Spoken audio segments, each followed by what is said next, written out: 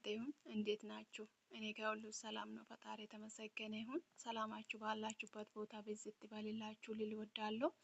አእምሮን ሁሉ የሚያሳርፍ የኢየሱስ ክርስቶስ ሰላምና ጸጋ ባላችሁበት ቦታ ይብዛላችሁ እያልኩኝ ዛሬ በጣም የሚጠቅመን የሚያስፈልገን ለነፍሳችን የሚያስፈልገውን ነገር ይዤ መጥቻለሁ ማለት ነው። እሱም ደግሞ አንድ ሰው ሰብካለሁ የክርስቶስን ወንጌል መናገር ይፈልጋለሁ የሚል ሰው ይሄንን ራሱን ነው የሚጠቀመው ማለት ነው። ስለዚህ በክርስቶስ ያገኘነው ነገር ምንድነው የምንለውን ነው ዛሬ የምናየው ማለት ነው ከእግዚአብሔር ጋራ። ስለዚህ ይህ መጽሐፍ ቅዱስ ለማንበብ መጀመሪያ 1-2 ደቂቃ እንጸልያለን። ምክንያቱም እኛ በራሶቻችን ምንም ማድረግ አንችልምና፣ ስለዚህ ሁላችሁም አንድ ጊዜ ትንሽ ደቂቃ እንጸልይ ማለት ነው። አቤቱ የዘላለም አባት እግዚአብሔር ሆይ አልፋና ኦሜጋ ፊተኛና ኋለኛ መጀመሪያና መጨረሻውን ክባት ሆይ ስሚ በጌታ በኢየሱስ ክርስቶስ የተባረከ ይሁን። ለዚህ ሰዓትና ለዚህ ደቂቃ ስላደረስከን እናመሰግናለን። አባት እግዚአብሔር ሆይ አንተ ሁሉም ቻይነና አልፋና ኦሜጋ ነህ። ስሚ በኢየሱስ የተባረከ ይሁን። አባት ሆይ ይኸውን ደግሞ በፊታችን ዝቅ ብለን እኛ ኃጢአተኞችና በደለኞች ነንና አንተን የበደልን እናውቃለንና በደላችን መተላለፋችን ሁሉ አንተ ይቅር በል፣ አንተ ይቅር በል። አንተ ይቅር ስትለን ሰላም እናገኛለን። ይቅር ስትለን ሰላም እናገኛለን። እረፍት ይሆንልናል። የታሰረ ነገር ይፈታልና እግዚአብሔር ሆይ ምሕረት በኛ ላይ ይሁን። አንተ ይቅር በለን። መተላለፋችን ሁሉ በኢየሱስ ክርስቶስ ይቅር በለን። አባት እግዚአብሔር ሆይ የትኛውን ክፉ ከቅርብና ከሩቅ የሚራቅ በኢየሱስ ክርስቶስ የተወጋ ይሁን። ቃልን ሰምተን እንደ ቃል እንዳንኖር እንደ ፍቃድ እንዳንመላለስ ወደ ኋላ የሚጎትተን ነገር ሁሉ በኢየሱስ ክርስቶስ የተወገደ ይሁን። ክፋት ሁሉ የጨለማ ሲስተም ሁሉ የተመታ ይሁን። ይሄን ሁሉ ስለምታረግ ስም ይባረክ። ና ቃልን አስተምረን እንደ ቃል ደግሞ እንድንኖር አንተ እርዳን። በምትወደው በልጅ በኢየሱስ ክርስቶስ አሜን። እንግዲህ ጌታ ኢየሱስ ክርስቶስ ይባርካችሁ። 1 ደቂቃ ነው የጸለይኩት ማለት ነው። ያው ከእናንተ ጋር ልጸልይ ብዬ ነው እና ተባረኩልኝ። እንግዲህ ዛሬ የምንጀምረው ከዮሐንስ ወንጌል ይሄው በፊት ለፊት አውጥቼዋለሁ አስተካክዬ።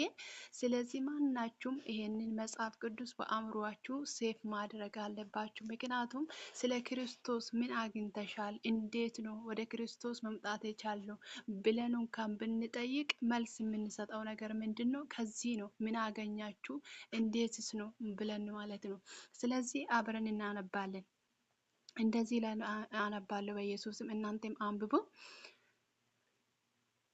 በእርሱ የሚያምን ሁሉ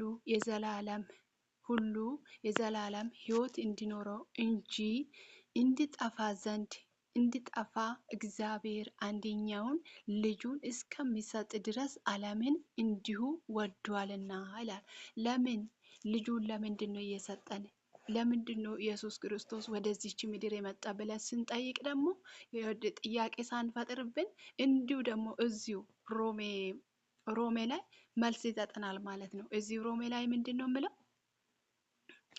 እንግዲህ ሁሉም ኃጢአትን ሰርቷል፣ የእግዚአብሔርም ክብር ጎሎበታል።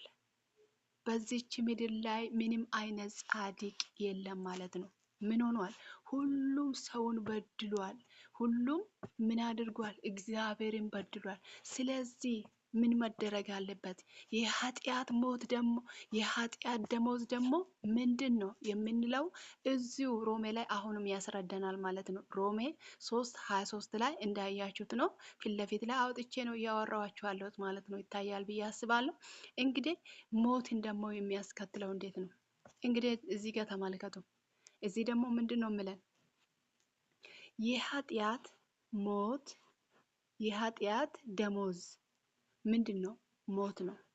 በእግዚአብሔር የጸጋ ስጦታ ይሁት የእግዚአብሔር ጸጋ ስጦታ ግን በክርስቶስ በኢየሱስ በጌታችን የዘላለም ሕይወት ነው።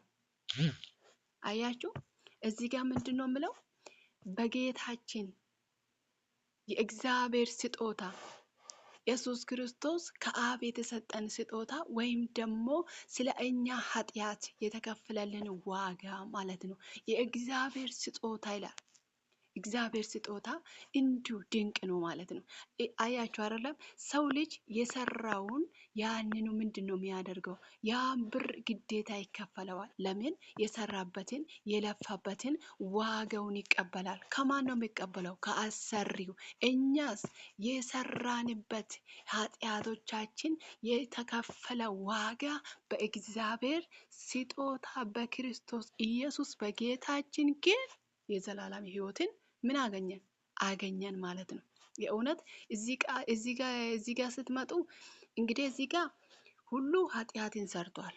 ሮሜ 3:23 ላይ ማለት ነው። ሁሉም ኃጢአትን ሰርቷል የእግዚአብሔርም ክብር ጎሎባቸዋል አለ። እዚህ ጋር ዮሐንስ ጋር ስትመጡ ግን ሁሉ ምንድን ነው? በእርሱ የሚያምን ሁሉ የዘላለም ሕይወት እንዲኖረው እንጂ አንደኛው ልጁን እንዲሁ አልሰጠም አለ። እንዲሁ ዓለምን ወዶ እንዲሁ አልሰጠ። ስለዚህ ምን ሊያደርገን ነው? የሞት ኃጢአት በጌታችን ምንድን ነው? ከሞት ኃጢአት ሊያድነን እሱ ምን አለ? ወደዚች ምድር መጣ።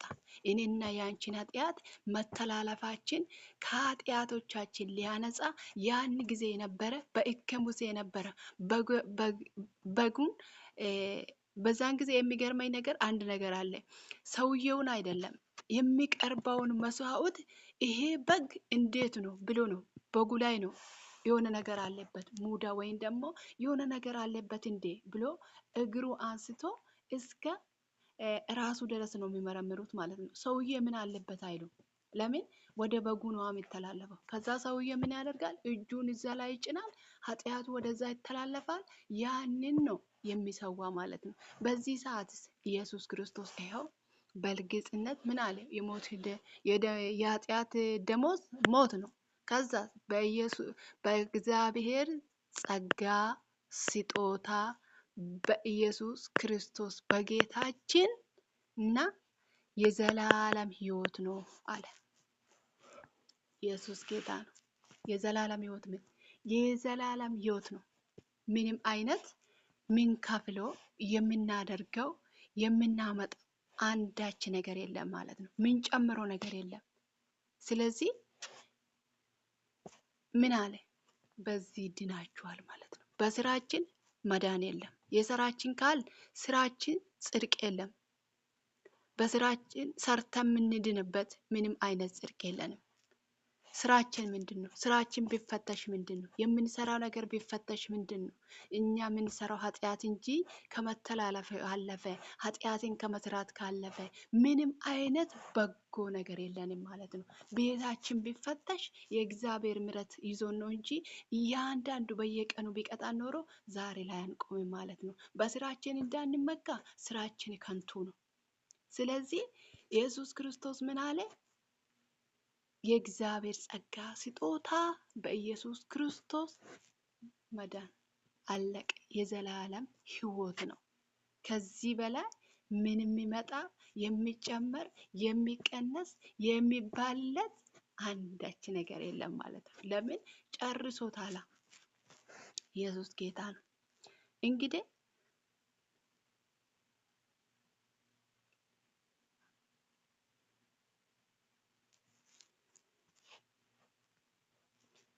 ኢየሱስ ጌታ ነው። እንግዲህ ደግሞ እንደግመዋለን እንቀጥላለን ማለት ነው። እንግዲህ ኢየሱስ አለ እኔ መንገድ እውነት ሕይወት ነኝ፣ በእኔ በቀር ወደ አብ የሚመጣ የለም አለ። እዚህ ጋር ደግሞ ምንድን ነው? እኔ ነኝ ወደ አብ መምጣት የሚችለው እንጂ ማንም እንኳን ወደ አብ ፊት ለፊት መቆም አይችልም። እኔ ነኝ ማስታርቃችሁ። የኔ ደም ነው የሚያስታርቃችሁ። መንገድ እውነት እኔ ነኝ። አሁን ለምሳሌ እስቲ አንድ ነገር እናያለን ማለት ነው። እዚህ ጋር እኔ አንድ ነገር የሚገርመኝ ነገር እኔ እውነትና መንገድ ነኝ፣ ኑ እኔን ተከተሉኝ፣ እኔ አድናችኋለሁ፣ እኔ ቤት ብዙ ቦታ አለ ብሎ ቦታ ደግሞ ሄጄ በአባቴ ቤት ቦታ አስተካክዬ እጠብቃችኋለሁ ያለ የለም። እንግዲህ ኢየሱስ ምንድን ነው ያለ? በራሱ ተማምኖ ነው። በራሱ ተማምኖ ምንድን ነው ያለ? ኑ እኔ እውነትም መንገድም ሕይወትም ነኝ፣ በእኔ በቀር ግን ወደ አብ የሚመጣ የለም ብሎ ዘጋ። እዛ ጋር ምን አለ? በእግዚአብሔር ጸጋ ስጦታ በኢየሱስ ክርስቶስ በጌታችን የዘላለም ሕይወት ነው አለ። እዚህ ጋር ደግሞ ምንድነው የምናየው? እኔ እውነትም መንገድም ነኝ፣ ከኔ በቀር ወደ አብ የሚመጣ የለም ብሎ ዘጋ። ስለዚህ ከኔ በቀር የለም ካለ እኛ ምን ፍለጋ እንሄዳለን? ምንድነው የምንፈልገው? የትኛ ነው አስተማማኝ ሌላ ብለን ወደ ሌላ እንሄዳለን። ሌላ አስተማማኝ ዋስ የሚሰጥ ስለሌለ ኢየሱስ ግን በራሱ ተማምኖ እኔ መንገድ ነኝ እውነት ነኝ ብሎ ጨረሰ። እንግዲህ